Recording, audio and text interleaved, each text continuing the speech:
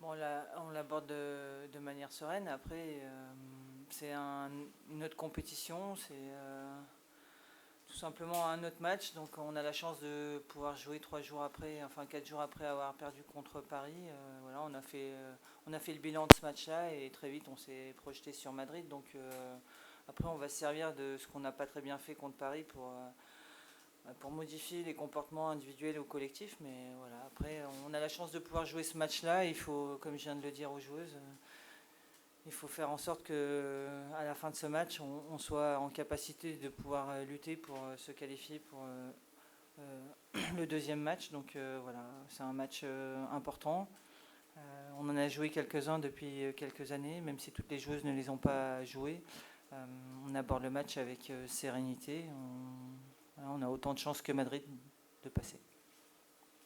Justement, statistiquement, vous êtes devant, question pour tous les deux, vous êtes quand même favorite par rapport à elle, 2 matchs gagnés, un match nul, elles n'ont pas gagné encore contre vous dans la compétition, c'est ça que je veux dire, sur Ouais. le papier.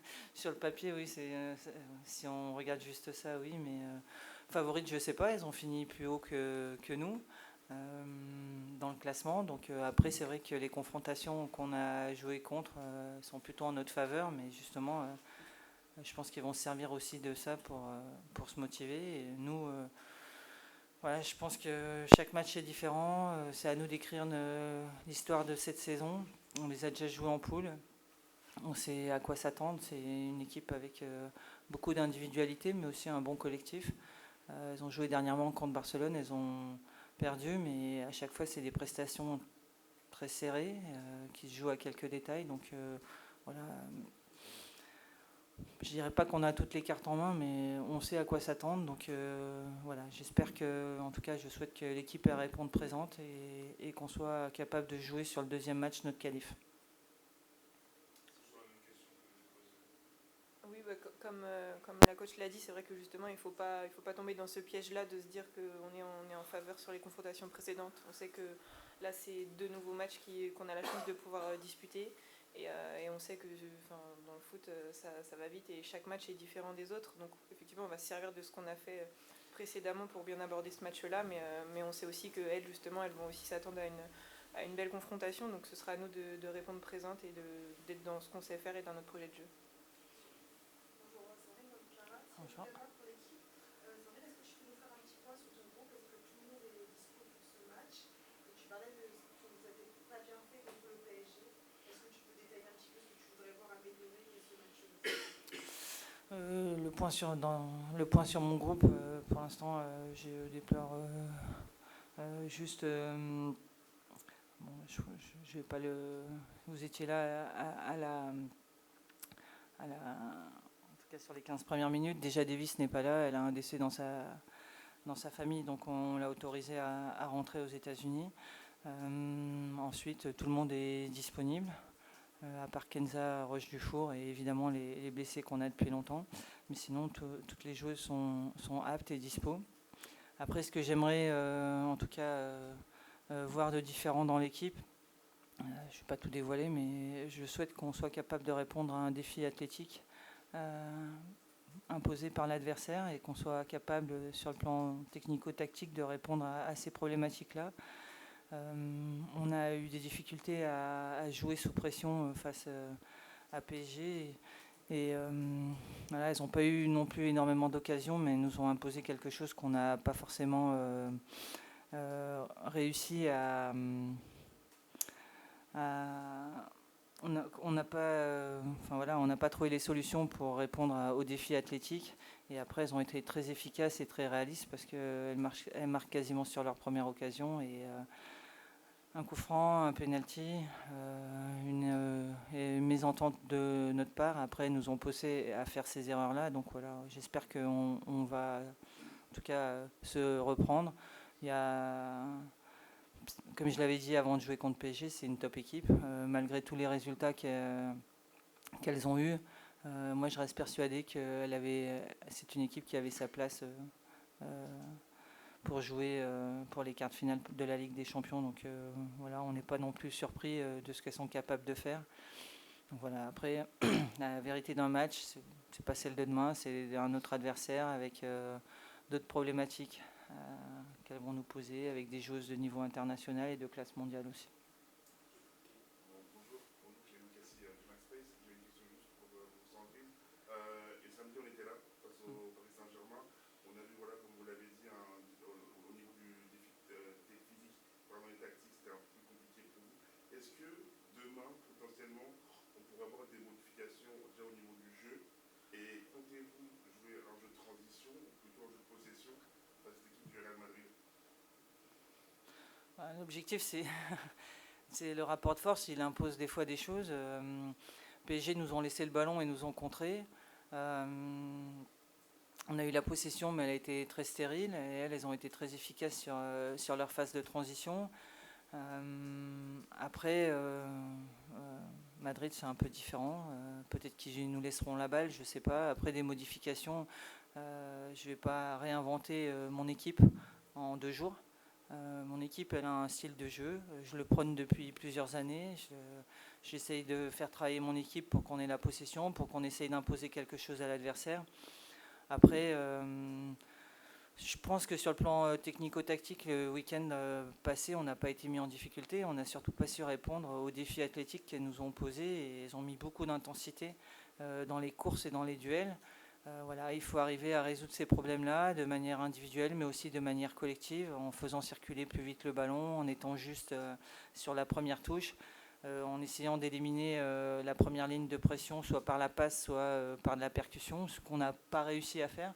Après, c'est une équipe jeune qui a beaucoup moins d'expérience que toutes les équipes qu'on rencontre, donc c'est à la fois un avantage, une force.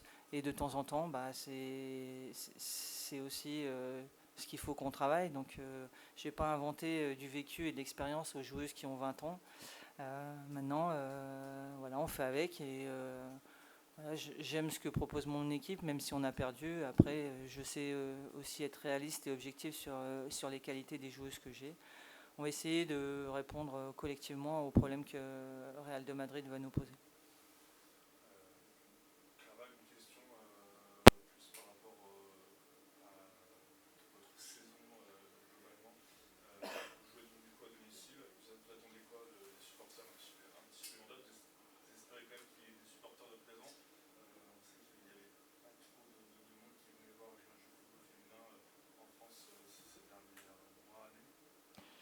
C'est vrai que forcément on joue à domicile, donc on espère qu'il va y avoir un petit peu de monde qui va être présent au stade. Il y a 2 ans, on avait réussi à remplir Charletti. Là, je pense que ce ne sera pas forcément le cas, mais en tout cas, c'est vrai que nous, on aime quand il y a du monde qui nous supporte. Contre Barcelone, on avait réussi aussi à ramener du monde.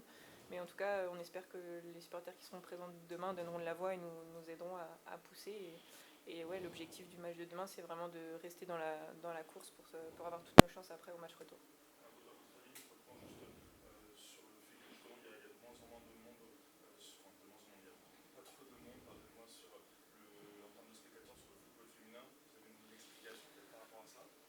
Moi, je dirais qu'au contraire, sur ces dernières années, il y a de plus en plus de monde qui vient. On le voit aussi avec les équipes qui ont été promues, que ce soit Lens, Nantes. On voit que le foot féminin, il peut rassembler quand on met les moyens pour et quand on arrive à attirer du monde. On voit qu'il y a du monde qui vient de plus en plus supporter les matchs de football féminin. Une question pour vous, Clara, aussi.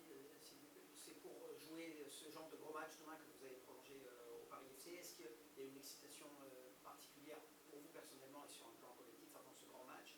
Et est-ce qu'on peut considérer que la saison du Paris FC est d'ores et déjà réussie en jouant les barrages, que ça vous enlève un tout petit poids et que vous pouvez lâcher les chevaux demain et tenter votre chance à fond? Forcément, à la veille d'une telle rencontre, on a tout hâte et on est effectivement toutes très excitées. On sait aussi qu'on s'est battu les mois précédents pour avoir la chance et l'opportunité de disputer cette rencontre.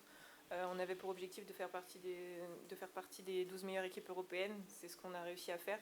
Donc voilà, maintenant, c'est des matchs où effectivement on doit prendre du plaisir sur le terrain, tout ensemble, faire les efforts ensemble, parce qu'on sait que ça va être dur et vraiment faire preuve de solidarité et faire en sorte de montrer une belle image de notre équipe et du beau début de saison qu'on a réussi à faire. Coach, j'ai également une autre question par rapport au foot féminin au global. Est-ce que vous estimez vous aussi qu'il y a une progression en termes de supporters, de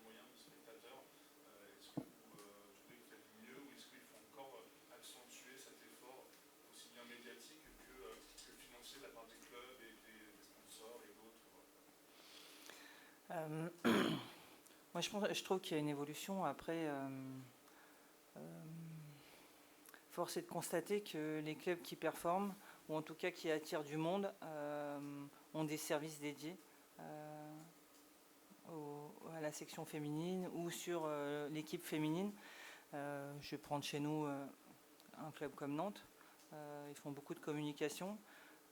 Ils attirent du monde. Il y a du monde qui vient au match. Si je prends un peu plus large et avec le niveau européen, une équipe comme Arsenal, elle a tout un service dédié à l'équipe féminine, au département féminin. Ils remplissent pas loin le stade de l'Emirates. Donc en fait, je pense que c'est... Alors évidemment, il y a un coût. Évidemment, peut-être que si on prend le coût que ça a avec les gains que ça a, bah, peut-être que, je sais pas, parce que là, c'est pas mon job. Et moi, je suis là pour entraîner, mais j'essaye de comprendre aussi l'écosystème dans lequel je travaille. Aux États-Unis, ils y arrivent. Après, en termes de... Si je compare avec les garçons, parce qu'on compare toujours avec les garçons, avant de gagner, PSG a mis beaucoup d'argent. La performance, elle n'a pas forcément de prix. C'est des investissements sur le long terme. Au fur et à mesure, ben, peut-être qu'à travers l'image, à travers les revenus qu'ils ont, ils arrivent à, entre guillemets, à équilibrer les revenus et les dépenses. Moi, je pense que le sport, quel que soit le sport, c'est un investissement en termes d'image pour des propriétaires. C'est aussi un moyen de communication ultra puissant. On arrive à faire dire des choses, ou en tout cas à amener les gens à croire qu'il y a plein de choses qui sont possibles à travers le sport. C'est un endroit où on se rassemble, où des gens dans la société ne se croiseraient pas et se croisent au détour de la passion du foot ou d'un sport. Moi, je trouve que le foot féminin ou les sports féminins ou le sport en général, il doit rassembler, quel que soit le sport qu'on fait, quel que soit le genre. On est là, nous acteurs, à notre niveau, les joueuses, les staffs, on est là pour montrer qu'on peut bien vivre ensemble à travers une activité menant à très haut niveau, en venant de cultures différentes, en venant de pays différents, de continents différents, et on est capable de se comprendre et de s'entendre. Vous avez quoi par rapport à ça également, Clara, c'est suffisant ce qui est mis comme moyen dans le foot français féminin? Bah, je pense que on en voudra toujours plus parce qu'on veut toujours plus, on peut toujours faire mieux. Mais en tout cas, sur ces dernières années, on voit qu'il y a de plus en plus de moyens qui sont mis en place. Nous, en tout cas, au Paris FC, on ressent vraiment ces aspects-là et c'est extrêmement positif pour le football féminin. Et nous, du coup, de par nos performances, on essaye aussi d'augmenter notre niveau chaque année et on voit qu'on arrive sur les années à confirmer ça. Donc c'est une chose positive. Qu'est-ce que ça représente pour toutes les deux de jouer au Real Madrid? C'est une équipe assez jeune, mais c'est un nom important et c'est sur le nom aussi qui fait progresser la discipline. On a vu récemment la Juve, puis en plus l'équipe Manchester. C'est important aussi pour le développement du foot féminin.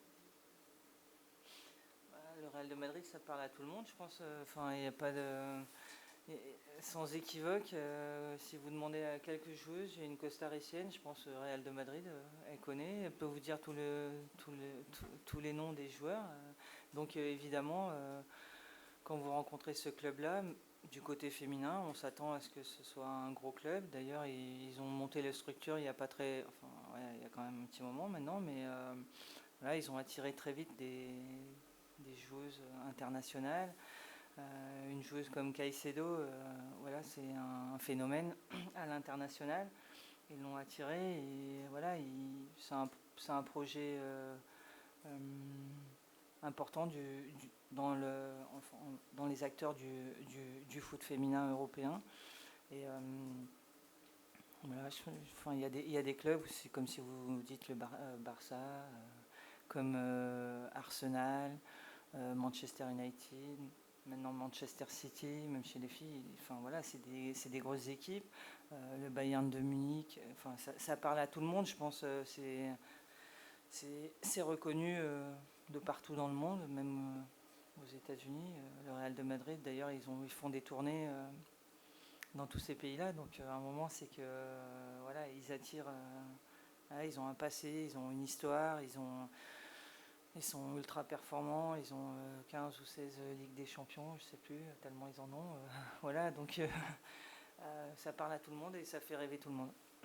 Clara, c'est pareil pour toi, ça arrive avec quelque chose de particulier au Real Madrid? Oui, forcément, quand j'étais une petite fille, j'aurais rêvé jouer ces matchs-là. Et là, maintenant, j'ai la chance et l'opportunité d'être sur le terrain. Donc forcément, c'est aussi pour ces matchs-là qu'on joue au foot. Mais on sait que ce qui nous donne l'opportunité de jouer ces matchs-là, c'est d'être performant en championnat. Donc tous les matchs sont extrêmement importants. Mais en tout cas, quand on arrive à la veille d'une telle confrontation, je pense qu'on a toute hâte et on est toutes fières de pouvoir être sur le terrain, d'avoir la chance de jouer une telle rencontre. Clara, Johanna Sang pour Instinct Foot. On parlait un peu plus tôt de la présence des supporters. Est-ce que vous avez un message à adresser aux supporters du Paris FC ou aux amoureux de football pour les inciter justement à venir au stade demain? Bah oui, ceux qui n'ont pas encore pris leur place, n'hésitez pas, il y a encore des places de disponibles, donc n'hésitez pas à venir voir une très belle rencontre de Ligue des Champions et j'espère que ceux qui seront présents donneront de la voix pour nous pousser.